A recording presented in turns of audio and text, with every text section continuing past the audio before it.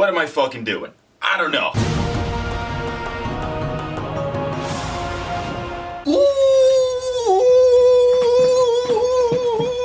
Baby, it's that time of year again. Hey everyone, it's me, MattCMG, and Avatar Month is upon us once again. This is the 5th annual Avatar Month, and unlike previous years, I actually have a central theme this year.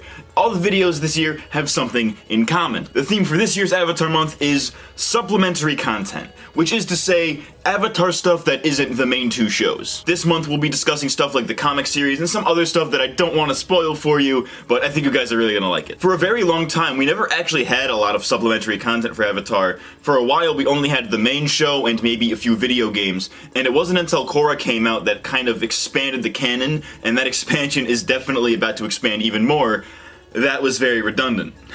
In case you are somehow unaware, more animated Avatar stuff is on the way. In February of 2021, it was announced in a Viacom investors meeting or something of that sort that Nickelodeon has formed Avatar Studios, a studio entirely dedicated to creating animated Avatar content for Paramount Plus or whatever the fuck else. Mike and Brian are directly involved as chief creative officers, and their first project is an animated theatrical film slated to begin production in late 2021. It is also worthy of noting that this studio is, as far as I can tell, strictly an animation studio, but even if that wasn't the case, it still has nothing to do with the live-action Netflix series that Netflix is doing. That's its own separate thing, so you don't have to worry about that train wreck. The announcement of Avatar Studios has really opened the door for fans to really speculate on what they could do for these new series, movies, one-offs, and what have you. So what I wanted to do today was to go through some of the stuff that I personally want to see from the Avatar universe going forward, and give my thoughts on some of the more popular things that fans seem to want. I was probably going to do this video eventually anyway, so what better time than now, really? The biggest thing that people seem to want is a Kyoshi series of some kind. And while I'm not opposed to the idea by any means, it seems kind of redundant to me. Ever since Avatar was released on Netflix last year and got this new wave of fans, a lot of people really liked Kyoshi for whatever reason, and the release of the Kyoshi novels in 2020 most definitely added to that. And I like Kyoshi, you know, I think Kyoshi is a cool avatar, but I think a full series of Kyoshi is a little bit much, you know? Like, she already has the novels going for her, and they came out super recently, so I think it would be a bit redundant for them to adapt those this recently, or this soon after release. Now, if they did something completely original with Kyoshi, I'd be all for that. You know, do new stuff that wasn't touched on in the novels. I just don't want them to retread ground that they've already covered before. The other big thing that people seem to want is a series about the Aang gang as adults, and again, this is another thing that I'm not opposed to, but do we really need it? Aang's story is done, all of the main cast have gone through their arcs already, and that's not to say that they can't introduce new concepts that give them new character arcs, but if they're gonna do something like that, they need to tread very carefully, and I mean very fucking carefully. Like, if you look at The Legend of Korra and how little any of those characters were in it, people were still mad about it. Even though those characters were barely in that show, people still claim that they were ruined just by virtue of them being there. If they want to avoid reactions like this, they need to be very careful with how they would handle it. You know, maybe they could use this as an opportunity to recontextualize some of what we see in either of the two shows, like Aang's relationship with his kids, for example. Obviously, in terms of like literal story and lore stuff, they have a lot to pull from, as there's like a 60-year gap of time that they can pull from to make new stories. They just gotta be careful with what they do with that. I'd rather them make something up that's completely inconsequential to future events and be its own self-contained thing than have them do something like the gang dealing with Yakone where you kind of already know the ending. I would love to see adult versions of these characters, of course. There's totally a lot that they could do with that, but I just don't think it's necessary. You know, we don't really need that. Necessary? Is it necessary for me to drink my own urine? Probably not. No. But I do it anyway because it's sterile and I like the taste. But before getting into my own ideas, I want to make something pretty clear here that I think Avatar Studios should take into consideration.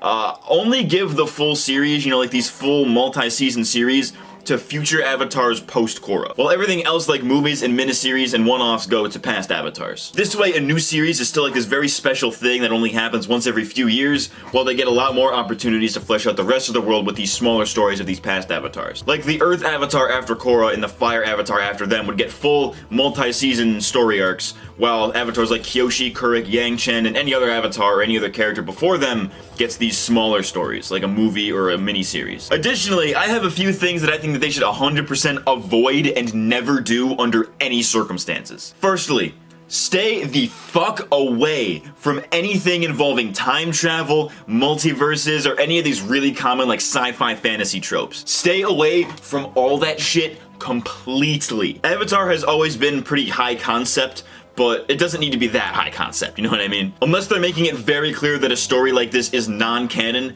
never do anything like this. They can easily come up with some whack-ass explanation for this kind of stuff, but they should just avoid it completely. We don't want another World Between Worlds from Star Wars on our hands, right? But getting into my own ideas now, my first idea is for one of these hypothetical new full multi-season series, which would follow the Earth Avatar after Korra. For whatever reason, a lot of people think that this is already, like, this character already exists. That, like, what is Avatar Genji or whatever the fuck? He's not real. That's fan fiction. That's not real. That's literally not canon at all. I don't want to hear any Genji shit in this fucking comments section. But anyways, the premise for this series would build heavily off of the events of Season 2 of The Legend of Korra, a season that clearly did not sit right with a lot of people, and rightfully so. The journey of this new Avatar would serve to kind of fix the mistakes that was made in Season 2 of Korra. In Season 2 of Korra, Rava is ripped out of Korra and destroyed, ending the Avatar cycle. When Korra reconnects with Rava, she becomes the Avatar yet again and creates a new Avatar cycle, but because of that, she loses her connections to all of her past lives. This means that the next Avatar would only have Korra to turn to. In fact, I believe it's actually canon that nobody actually knows if the next Avatar will be able to connect with Korra at all,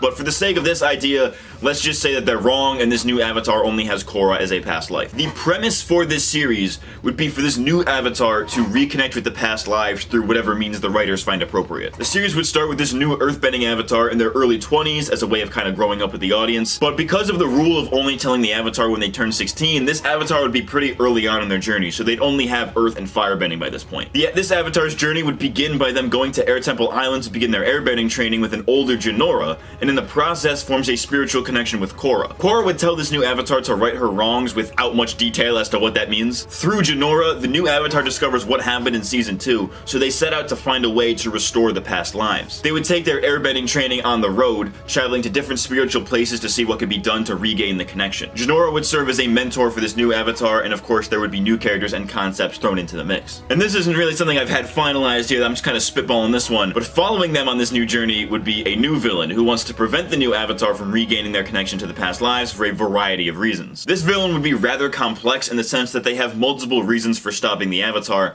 one of which being that they don't want the Avatar to know about a specific thing in the past that would affect them, and the other being that they're like a religious zealot or something who believes that the Avatar cycle itself should also be cyclic and reboot every 10,000 years. And they think that the new Avatar, by trying to regain the connection to the previous cycle, is ruining the cyclical nature of it. I don't want to get too deep into this because I have plenty of other ideas, and again, a lot of this is just me spitballing, but ultimately that's really the only thing that I genuinely want to see from a new series. I want to see those past Avatars restored because that's one of the biggest mistakes The Legend of Korra made, in my opinion.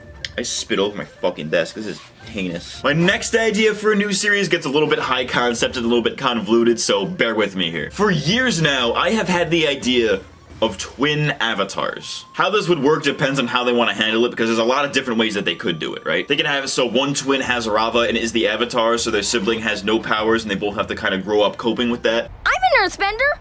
I'm not. They could have it so Rava is like shared between them, so they have to share the avatar powers, like, you know, oh, I get earth and fire today, you get water and air, something like that. I don't know. Maybe they could have like a Wonder Twins thing going on where they have to like be together to be in the avatar state or something like that, you know what I mean? I think my favorite idea though is another thing that comes from Korra Season 2. At the end of that season, Vaatu is destroyed and is now regrowing for 10,000 years inside of Rava. But with twin avatars, they can take advantage of this idea where one of the twins gets Rava, the other one gets Vaatu, and is the Dark Avatar. We have two siblings that are now mortal enemies in theory. The twist would be that they should be mortal enemies, but they try not to because they're brothers, but that would obviously play into the conflict of whatever the fucking story is that they're telling. This transitions pretty well into my third idea for a series, the Avatar with no morals. This series would answer the question, what would happen if the Avatar grew up without proper guidance? Most Avatars are raised and trained with intent to bring balance to the world, but what if that didn't happen? What if an Avatar was raised to do bad things and to bring chaos? Like, what if the Red Lotus succeeded in kidnapping Korra when she was a kid or something like that, for example? It's a fun thing to think about, and there's easily a lot that they could do with that concept, so I'm not gonna go too in depth with it. Moving on to some smaller stories, I would definitely like to see the story of the second Avatar. You know, we all know the story of the first Avatar, Wan, you know, love him or hate him,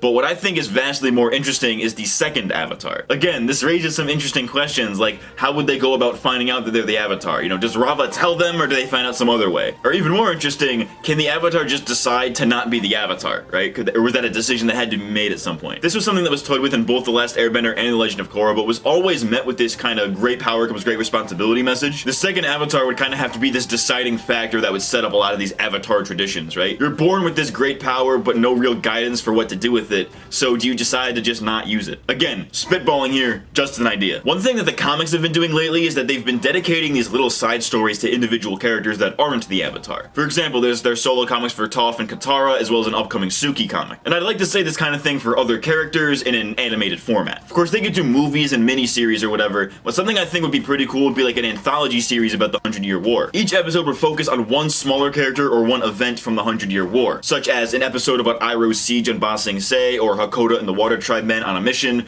or even Suki doing her Kyoshi warrior training. You could even expand this to Korra characters as well, like a Varric backstory episode or something like that. The point of a series like this would be to show that, yeah, Avatar stuff is cool and all, but there's a lot more to this world than people realize, and that non-Avatar characters could be just as compelling as the Avatar themselves. As if The Last Airbender didn't already prove that enough, right? But this isn't announcement videos, essentially, so I do want to keep this a little bit short, because I have a lot to talk about this month, so let me know what you all think down below. Leave a comment, let me know what you guys want to see out of Avatar Studios, drop a like on this video if you enjoyed it, and if you're excited for Avatar month, and be sure to subscribe with notifications on so you don't miss any of the Avatar content I got cooking up for you. Oh, and consider pledging to my Patreon to help support the channel. I've been MattCMG, and I'll see you tomorrow for the first official Avatar month video of 2021. Thanks for watching.